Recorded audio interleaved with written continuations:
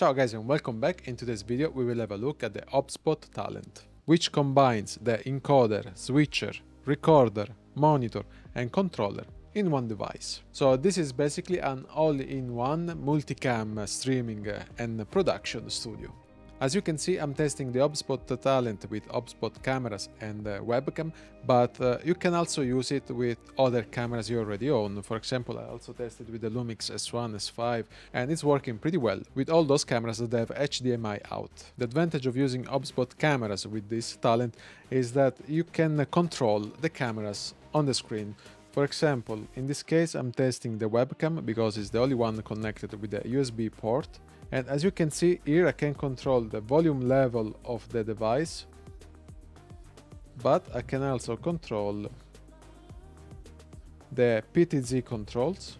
So I can adjust the angle of the camera. I can zoom in and zoom out if I want. I can store a preset, a position of where the camera is, so I can quickly switch between point A to point B.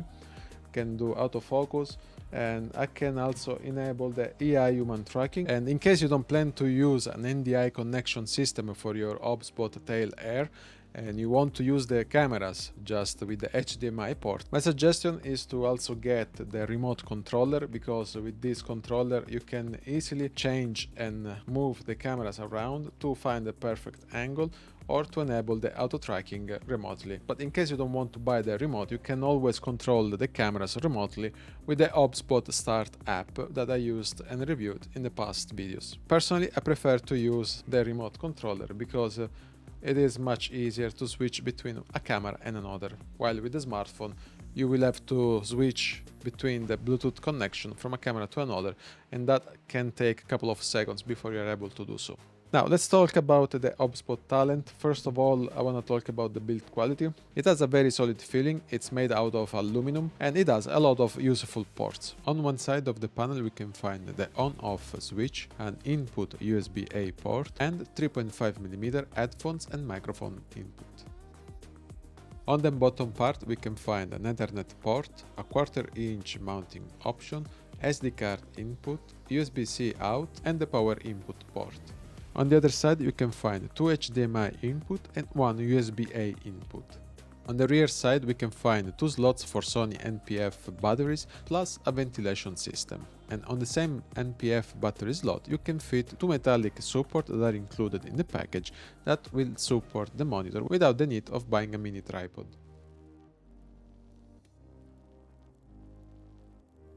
You can control up to 7 video inputs with this device, where 4 inputs are the physical inputs of the HDMI and the USB, and you can control the extra 3 cameras thanks to the network connection. The startup speed is pretty fast. As you can see, it's gonna take just a few seconds to turn on. Once the monitor is on, we are already having a feed of the video input we are running into the device. The operative system is based on Android, and it is super responsive and fast to use. In terms of interface, the software is super polished, it's very beautiful. We have a lot of settings available in the device, so we can have network settings where we can connect to a mobile data, LAN, Ethernet or hotspot tethering, Bluetooth connection, can adjust the brightness of the screen, energy conservation and the type of colors. I suggest to keep the color to natural and the brightness level to 100 because the screen is a little bit reflective, and you can resolve this problem just with the matte screen protection, but out of the box the screen seems a little bit reflective if you don't use 100% of brightness. We have audio settings both for the input and output, storage where we can access to the internal storage or the SD card storage, and we can also check the screenshot internal storage folder, and we can also change the recording destination of our video file, because this device has 64 GB of internal storage, but you can also change it to the SD card in case we need more storage. In the encoder page we can choose some presets, but we can also add our own presets. So we can change the codec from H.264 to H.265 according what we like, resolution from 720p to Full HD, the frame rate that we have 15, 30 and 60, the video bitrate, the audio bitrate. We can change the keyframe interval, the encode level and the bitrate mode. We can also choose the streaming services we want to use, and you can stream simultaneously to 6 platforms while streaming your video. Recording settings, switch settings and much more. Like, the settings are really endless. What is super cool in this device is that we also have graphic effects that we can show on top of our video.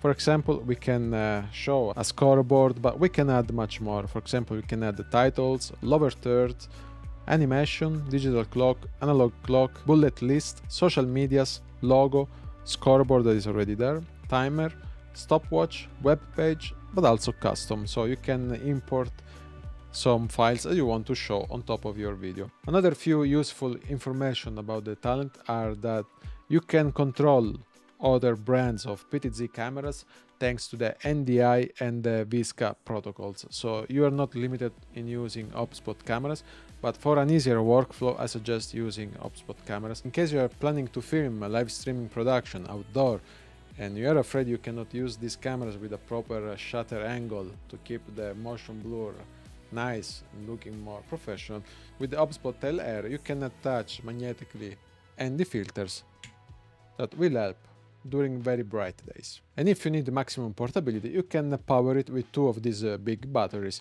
that will approximately give 6 hours of running time. So with 4 of these batteries you will be well covered for all the day.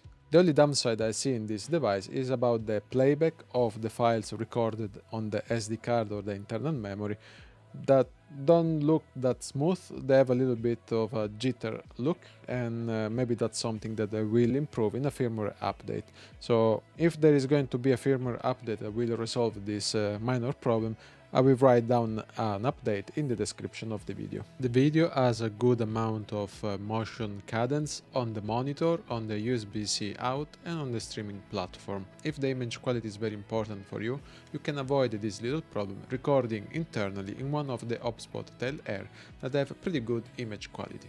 Talking about pricing, the Obsbot Talent is going to be sold for $1,099. That is sort of placing on the same level of a good laptop, so it is up to you to consider if this is worth or not according to your workflow. In my case, I consider this device super useful because it is small, lightweight, and I can use it for multiple reasons. I can use it with my big cameras as a monitor, I can use it as a streaming machine, as a recorder for backups or proxies, I can use it for live production. So it is very convenient, and I will definitely use it in multiple occasions because this device is loaded with functions that will make my life much easier. Anyway, this is it for today, guys. Thank you so much for watching, and I hope I'll see you in the next video. Ciao!